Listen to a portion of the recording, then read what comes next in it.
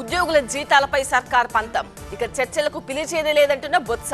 మంత్రుల కమిటీతో ఓ ఉద్యోగ సంఘం చర్చలు. అవంతి శ్రీనివాస్ కీలక కామెంట్స్.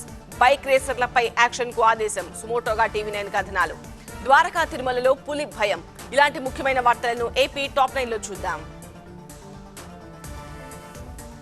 ఏపీలో ఉద్యోగుల జీతాలపై ఉత్కంఠ కొనసాగుతోంది. మెరుగైన పీఆర్సీ కోసం ఉద్యమిస్తున్న ఉద్యోగులు పాత జీతాలే వేయాలంటున్నారు. ప్రభుత్వం ఏమో కొత్త పీఆర్సీ ప్రకారం వేతనాలు చెల్లించేందుకు విశ్వ ప్రయత్నాలు చేస్తోంది. స్టేట్ మొత్తం 4.5 లక్షల బిల్లులను ప్రాసెస్ చేయాల్సి ఉండగా ఇప్పటి వరకు కేవలం 25% మాత్రమే పూర్తయింది. దాంతో ఈ రోజు రేపు కూడా బిల్లులను ప్రాసెస్ చేయాలని ఆదేశించింది ప్రభుత్వం. 5-6 లక్షల మంది ఉద్యోగులు 5 కోట్ల మందిని శాసిస్తామంటే ఎలా అంటూ ప్రశ్నిస్తున్నారు మంత్రి బొత్స.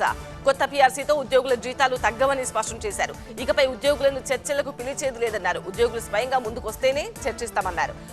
ఆర్టీసీని ప్రభుత్వంలో విలీనం చేయమన్న వాళ్లే ఇప్పుడు వక్రీకరించి మాట్లాడుతున్నారంటూ మండిపడ్డారు మంత్రి బొత్స. పీఆర్సీ పోరు రోజుకు మలుపు తిరుగుతోంది. ఉద్యోగ సంఘాలన్నీ పోరుబాటులో ఉంటే ఏపీ గెజిటెడ్ ఆఫీసర్స్ ఫోరం మాత్రం మంత్రులతో కమిటీతో చర్చలు జరిపింది. కొత్త పీఆర్సీ జీవోలను రద్దు చేయాలని కోరినట్టు తెలిపారు. మంత్రుల కమిటీ కూడా సానుకూలంగా స్పందించిందని, పీఆర్సీ సాధన సమితి కూడా చర్చలకు వెళ్లాలంటూ సూచించారు గెజిటెడ్ ఆఫీసర్స్ ఫోరం నేతలు.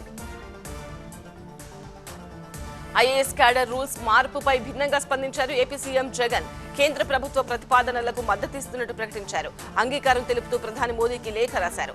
మద్దతిస్తూనే తాను చెప్పాల్సిన విషయాన్ని క్లియర్ గా చెప్పారు జగన్. డెప్యుటేషన్ పై కేంద్రానికి పంపేందుకు సరిపడా అధికారులు ఏపీలో లేరని వివరించారు. మంత్రి అవంతి శ్రీనివాస్ కీలక కామెంట్స్ చేశారు. 26 జిల్లాలు ఏ విధంగా ఏర్పడుతున్నాయో 3 రాజధానులు కూడా అదే విధంగా వస్తాయన్నారు. విశాఖపట్నం ఎగ్జిక్యూటివ్ క్యాపిటల్ కావడం ఖాయమన్నారు అవంతి.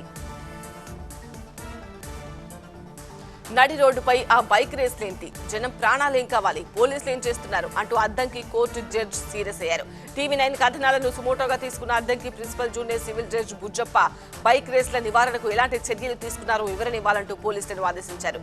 జడ్జి ఇచ్చిన మెమోలో టీవీ9 కథనాలను ప్రత్యేకంగా ప్రస్తావించారు. వీడియో లింక్ ను కూడా పోలీసులకు అటాచ్ చేశారు. ఆంధ్రప్రదేశ్లో కరోనా ఉధృతి కొనసాగుతోంది. అయితే 5-6 రోజులతో పోలిస్తే కేసుల సంఖ్య స్వల్పంగా తగ్గింది. ప్రతిరోజు 14,000 కేసులు నమోదైతే అవి ఇప్పుడు 13,000 దిగువకు తగ్గాయి. గత 24 గంటల్లో 12,561 మంది కొత్త బాధితులు లెక్కతేలగా 12 మంది కరోనాకు బలైపోయారు. పశ్చిమ గోదావరి జిల్లా ద్వారకా తిరుమలలో పులి భయం వణికిస్తోంది. గుండంపల్లి గ్రామ పరిసరాల్లో తిరుగుతున్న పులి 2 దూడలపై దాడి చేసింది. పులి పాదముద్రలను గుర్తించి ఫారెస్ట్ అధికారులకు సమాచారం ఇచ్చారు గ్రామస్తులు. అయితే అది పులా లేక పులిని పోలిన క్రూర జంతువా అనేది సస్పెన్స్ గా మారింది. తిరుమల శ్రీవారి భక్తులకు టీటీడీ గుడ్ న్యూస్ చెప్పింది. ఉచిత దర్శనం టికెట్స్ ను ఆఫ్లైన్ లో కూడా ఇవ్వనున్నట్టు ప్రకటించింది. ఫిబ్రవరి 15 తర్వాత కరోనా తీవ్రత తగ్గితే ఆఫ్లైన్ లో కూడా టికెట్స్ కేటాయించేందుకు చర్యలు తీసుకుంటామన్నారు TTD chairman Y V Subbareddy.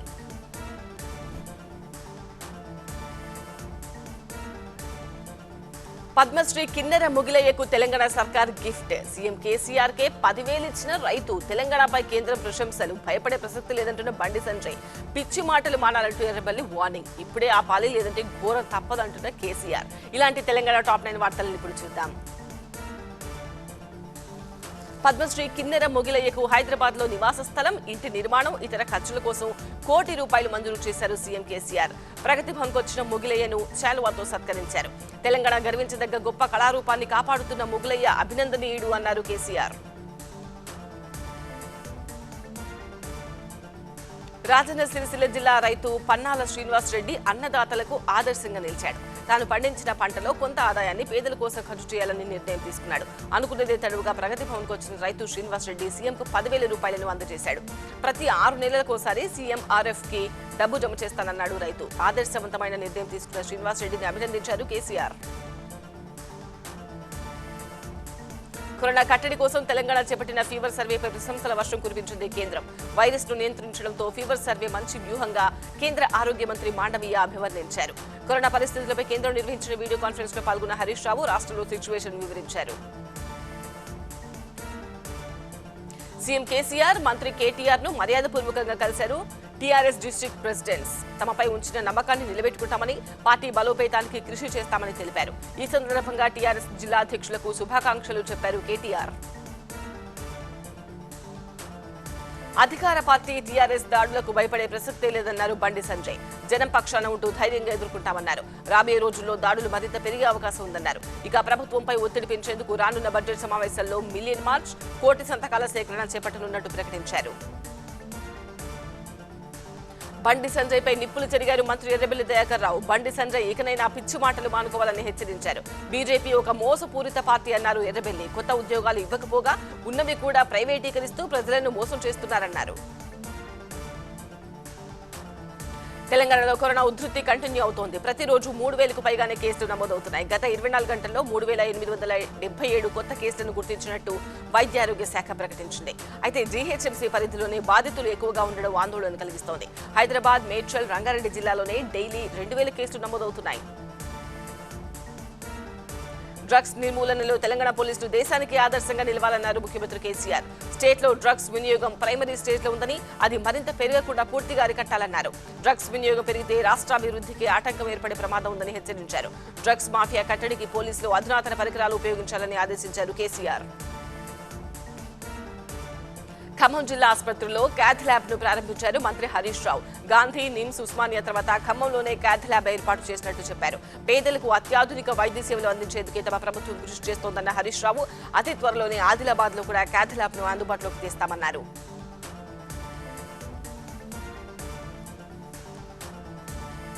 Somu comments పై సీమలో నిరసనలు, రఘువీర కోసం హోమం, ఆదోనిలో కొత్త జిల్లా ఆందోళనలు, కాణిపాకం ఇన్సిడెంట్ పై బీజేపీ నిరసన, గుంతకల్లులో రోడ్డెక్కిన కార్మికులు, కర్నూలు డబుల్ మర్డర్స్ కేసులో అరెస్టు. ఇలాంటి ముఖ్యమైన వార్తలను రాయలసీమ టాప్ 9 లో చూద్దాం.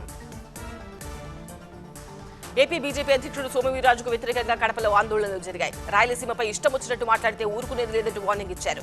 సోము మానసిక స్థితి సరిగా ఉందో లేదో చెక్ చేయించుకోవాలని సూచించారు. రాయలసీమపై అనుచిత వ్యాఖ్యలు చేసిన సోముపై కడప 1 టౌన్ PS లో కంప్లైంట్ చేశారు ఆందోళనకారులు. మాజీ మంత్రి రఘువీరారెడ్డి అభిమానులు, అనుచరులు హోమం నిర్వహించారు. కరోనా మహమ్మారి నుంచి రఘువీర త్వరగా కోలుకోవాలంటూ అనంతపురం జిల్లా మడకసిరిలో 101 టెంకాయలు కొట్టి పూజలు చేశారు. కరోనా బారిన పడ్డ రఘువీరారెడ్డి ప్రస్తుతం బెంగళూరులో హోమ్ ఐసోలేషన్ లో చికిత్స తీసుకుంటున్నారు. రాజంపేటలో సాగునీటి ప్రాజెక్టు నిర్మాణం కోసం స్థల పరిశీలన చేశారు AP irrigation special chief secretary Jawahar Reddy.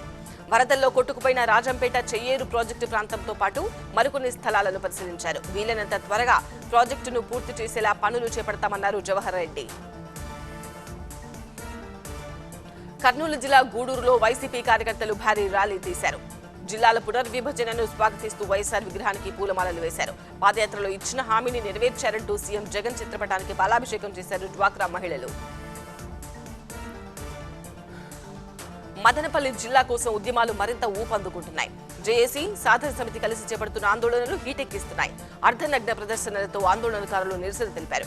MP ఆఫీసును ముట్టడించేందుకు ప్రయత్నించడంతో ఉద్రిక్త పరిస్థితులు ఏర్పడ్డాయి.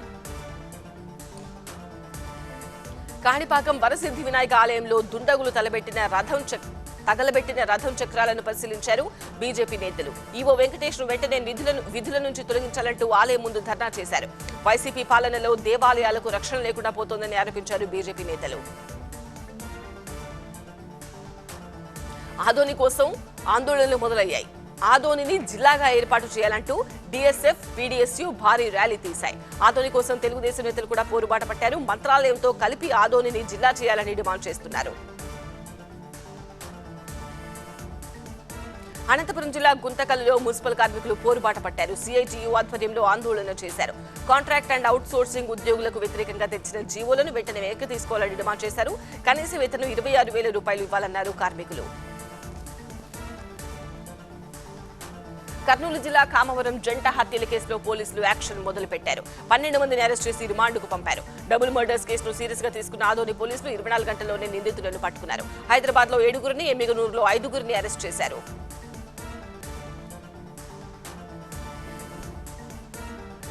బాలిక అనుమానాస్పద మృతి, నగర శివార్లలో అడవి పంది బీభత్సం, అక్రమ కట్టడాలపై జీహెచ్ఎంసీ యాక్షన్, డబుల్ రిజిస్ట్రేషన్ తో కస్టమర్లకు బురిడి, పాత బస్తీలో ఫేక్ వ్యాక్సిన్ సర్టిఫికేట్స్, అక్క హత్యకు చెల్లి సుపారీ, కాటేదాన్లో దొంగల బీభత్సం.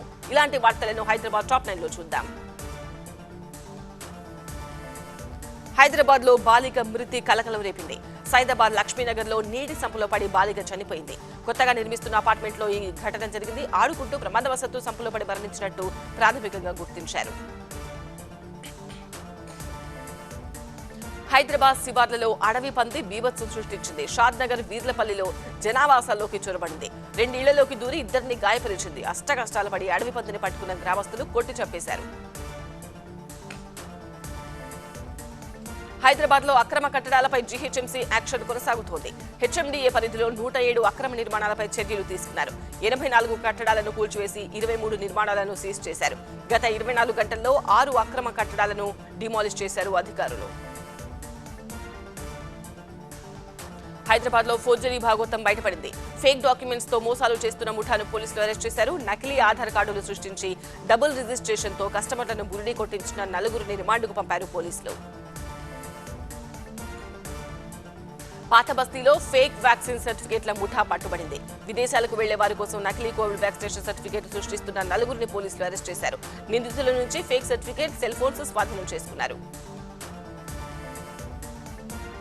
ఆస్తి కోసం పేగు బంధాన్ని, రక్త సంబంధాన్ని కూడా వదులుకుంటున్నారు కొందరు. అక్క హత్యకు చెల్లి సుపారీ ఇచ్చిన దారుణ ఘటన హైదరాబాద్ శివార్లలో జరిగింది.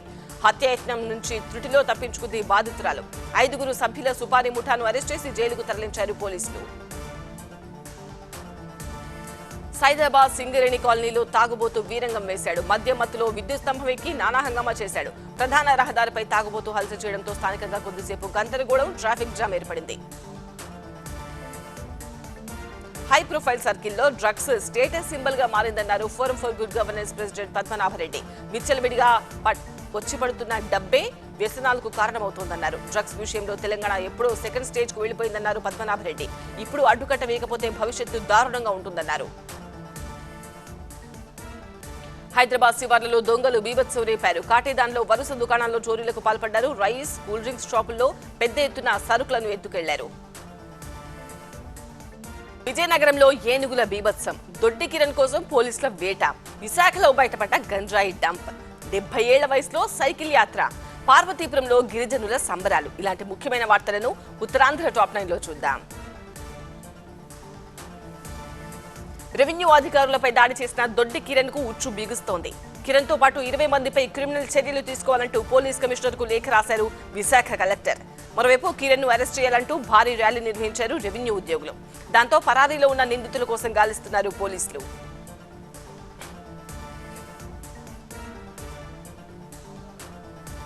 విశాఖ జిల్లా మాకవరపాలెంలో ఏసీబీ సోదాలు జరిగాయి. వజ్రగడ వీఆర్ఓ చిట్టిబాబుపై అవినీతి ఆరోపణలు రావడంతో ఎంఆర్ఓ ఆఫీసులు రికార్డులు తనిఖీలు చేశారు. లంచం ఇవ్వనిదే ఏ పని చేయడం లేదంటూ స్పందనలో రైతులు ఫిర్యాదు చేయడంతో రికార్డులను స్వాధీనం చేసుకున్నారు ఏసీబీ అధికారులు.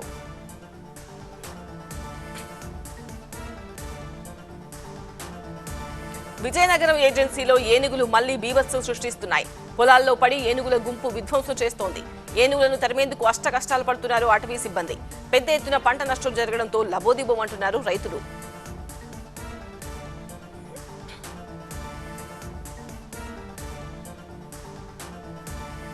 విశాఖ జిల్లాలో మరోసారి పెద్ద ఎత్తున గంజాయి పట్టుబడింది. గొలుగొండ మండలం నిమ్మగడ్డలో 140 కిలోల గంజాయిని స్వాధీనం చేసుకున్నారు. స్మగ్లర్ ను అరెస్ట్ చేసి జీపును సీజ్ చేశారు పోలీసులు.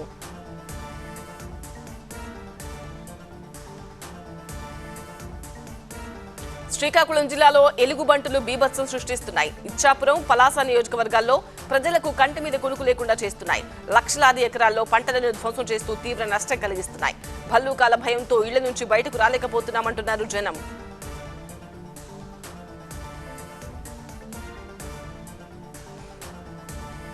పీఆర్సీ కోసం ఉద్యోగుల ఆందోళనలు కొనసాగుతున్నాయి. కొత్త జీతాలు వద్దు, పాత వేతనాలే ఇవ్వాలి అంటూ విజయనగరం కలెక్టరేట్ దగ్గర ఉద్యోగులు రిలే దీక్షలు చేశారు.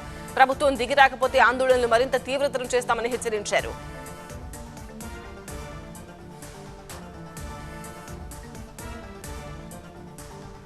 విజయనగరం జిల్లా గుక్కాలంలో నిర్మిస్తున్న జగనన్న కాలనీ పనులను పరిశీలించారు ఎమ్మెల్యే కోలగట్ల వీరభద్రస్వామి. అధికారులు, లబ్ధిదారులతో మాట్లాడి పనుల పురోగతిని అడిగి తెలుసుకున్నారు. ఇళ్ల నిర్మాణంలో నాణ్యత లోపాలుంటే సహించేది లేదని హెచ్చరించారు ఎమ్మెల్యే కోలగట్ల.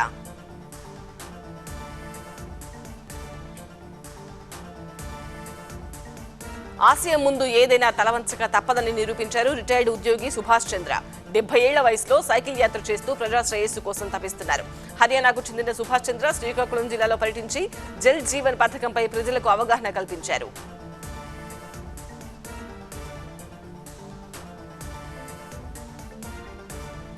పార్వతీపురంలో గిరిజన మహిళలు సంబరాలు చేసుకున్నారు. మన్యం జిల్లా ఏర్పాటును స్వాగతిస్తూ భారీ ర్యాలీ నిర్వహించారు. ఎమ్మెల్యే జోగారావు ఆధ్వర్యంలో జరిగిన ఈ ర్యాలీలో వేలాది మంది మహిళలు పాల్గొన్నారు. మన్యం జిల్లా ఏర్పాటుతో అభివృద్ధి జరుగుతుందంటున్నారు గిరిజనులు.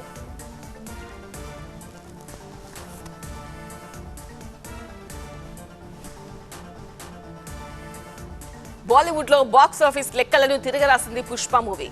సడన్ గా రిలీజ్ డేట్ ప్రకటించిన శర్వానంద్ మూవీ ప్రపంచ రికార్డును సెట్ చేయబోతున్న ఆదిపురుష్ ఆహాలో అందుబాటులోకి వచ్చిన అన్స్టాపబుల్ స్పెషల్ ఎపిసోడ్. ఇటువంటి టాప్ 9 టాలీవుడ్ న్యూస్ ఇప్పుడు చూద్దాం.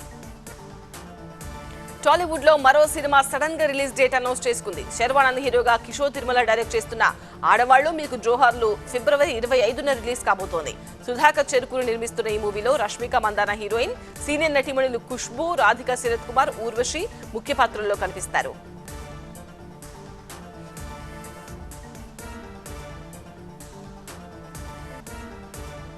ప్రభాస్ పాన్ ఇండియా మూవీలో ఆద్య అనే క్యారెక్టర్ లో నటిస్తున్నారు శృతి హాసన్. ఈ మేరకు ఆమె పుట్టినరోజు సందర్భంగా ఫస్ట్ లుక్ రిలీజ్ చేసింది హోంబలే ఫిలిమ్స్. ఈ మూవీని ప్రశాంత్ నీల్ డైరెక్ట్ చేస్తున్నారు. అటు బాలయ్య హీరోగా గోపీచంద్ మలినేని డైరెక్ట్ చేస్తున్న మూవీ నుంచి శృతి హాసన్ కి విషెస్ తెలుపుతూ పోస్టర్ రిలీజ్ చేశారు.